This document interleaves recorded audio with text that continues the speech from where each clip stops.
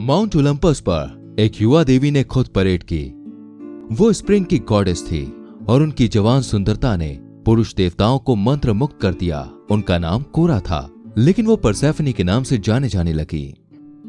Demeter, उनकी माँ, बहुत प्रोटेक्टिव थी और वो अपनी युवा लड़की को ओलंपिक देवताओं से बचाती थी। वो चाहती थी कि उसकी बेटी अपनी पवित्रता और वर्जिनिटी बनाए रखे, जैसा कि गॉडेस अथीना, आर्टेमिस और हेस्टिया ने किया था। इसलिए कृषि की देवी ने एफ्रोडाइटी और उसके बेटे एरोस को अपनी बेटी से दूर रखा। प्रेम के देवी देवता नहीं चाहते थे कि ओलंपस में कोई भी ऐसा हो जिस पर उनका प्रभाव ना चले, इसलिए उन्होंने युवा गॉडेस पर हमला करने का एक तरीका तैयार किया। ओलंपस से दूर पृथ्वी की गहराई में एक और देवता था जो प्रेम के देवताओं के प्रभाव से मुक्त रहता था। उसका नाम हेडिस था। वो पाताल लोक का स्वामी था। अपने राज्य के खत्म न होने वाले कामों की वजह से हेडिस को कुछ और सोचने का मौका ही नहीं मिलता था। लेकिन एक बड़े झटके ने हेडिस के राज्य को अस्त व्यस्त कर दिया और वो ये देखने के लिए सतह तक आया कि क्या हो रहा है। एटना ज्वालामुखी फट रहा था। ये एक संकेत था कि ज़्यूस द्वारा कैद राक्षस टाइफन विशेष रूप से नाखुश है। तभी उस देवता ने जंगल की ओर से एक मीठी आवाज को आते सुना। जंगल में परसेफनी बिना इस एहसास के गा रही थी कि कोई उसे देख रहा था। एफ्रोडाइटी और एरोस ने परसेफनी में हेडिस की रुचि को नोटिस किया और मौके का फायदा उठाना चाहा। जुनून और प्रेम के देवता ने अपने एक सुनहरे तीर से भगवान के दिल को भर दिया, जिसने पुरुषों और देवताओं के दिलों में इच्छा और जुनून पैदा कर दिया। जुनून से भरे हेडिस ने स्प्रिंग की देवी को अप्रोच किया, जिन्होंने उनकी इस अप्रोच को महसूस नहीं किया। हेडिस ने युवती के साथ छेड़खानी करने की कोशिश की, लेकिन उसने विरोध किया। जल्दी से हेडिस ने अपनी प्रेमिका को पकड़ लिया और पृथ्वी खुल गई ताकि वो अपने डोमेन में लौट सके। गॉडेस को अपनी बाहों में लिए पाताल लोक के देवता एक सुरंग के जरिए से अपने राज्य में उतरे।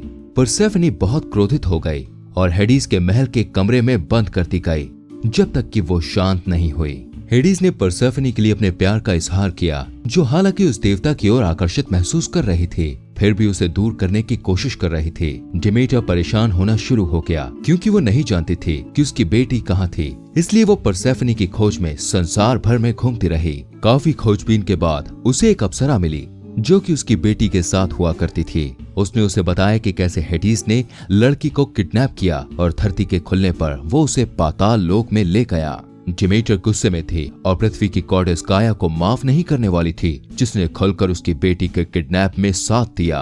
कृषि की गॉडेस के रूप में डिमेटर मिट्टी की फर्टिलिटी के लिए रिस्पॉन्सिबल थी। गाया को सजा देने के लिए उसने भूमि को बंजर बनाने का फैसला किया।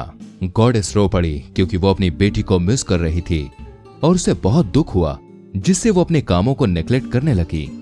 ज़्यूस को ग्रह की स्थिति के बारे में चिंता होने लगी, क्योंकि अगर डिमीटर ने फिर से अपना काम नहीं किया तो दुनिया में अराजकता फैल जाएगी। महान देवता ने डिमीटर को उसके काम पर लौटने के लिए मनाने की कोशिश की, लेकिन उसने कहा जब तक उसकी बेटी वापस नहीं होगी दुनिया बंजर ही रहेगी।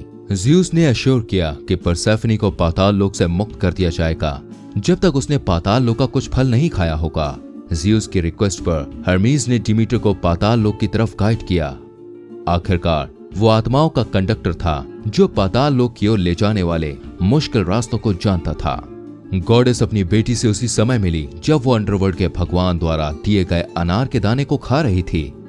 फल खाने के बाद परसेफनी की काया पलट हो गई और वो पाताल लोक की रानी बन गई। डिमीटर ने अपनी बेटी को ऐसे दुष्ट प्राणी द्वारा दिए गए भोजन को खाने के लिए फटकार लगाई। परसेफनी ने कहा कि उसका पति इतना बुरा नहीं था। वो उसके साथ इज्जत से पेश आता था और उससे सच्चा प्यार करता था। बाकी सब चीजों से ऊपर वो एक सच्ची रानी होगी। डिमीटर को अंदर से बहुत दर्द हुआ और उसने रोना शुरू कर दिया। अपनी सास की उदासी से प्रभावित होकर हेडिस ने एक डील का प्रस्ताव रखा। परसेफनी साल का कुछ हिस्सा पाताल लोक में और दूसरा हिस्सा अपनी मां के साथ सतह पर बिताए। एक बार डील हो जाने के बाद परसेफनी अपनी मां के साथ सतह पर लौट आई। जो बंजर जमीन थी उसमें कई फूल उगाए, फसलें फिर से उग गईं। लेकिन परसेफनी और डिमीटर के बीच मुलाकात का समय खत्म हो गया और गॉडेस अपने पति को फिर से देखने के लिए पाताल लोक में लौट आए। डिमीटर अपनी बेटी को जाते हुए देख अकेली हो गए और उदास होकर उसने फिर से अपने कामों को नेग्लेक्ट करना शुरू कर दिया। लेकिन जब माँ बेटी फिर मिले तो दुनिया एक बार फिर से खिल उठी और इस प्रकार नए नए मौसम का जन्म हुआ।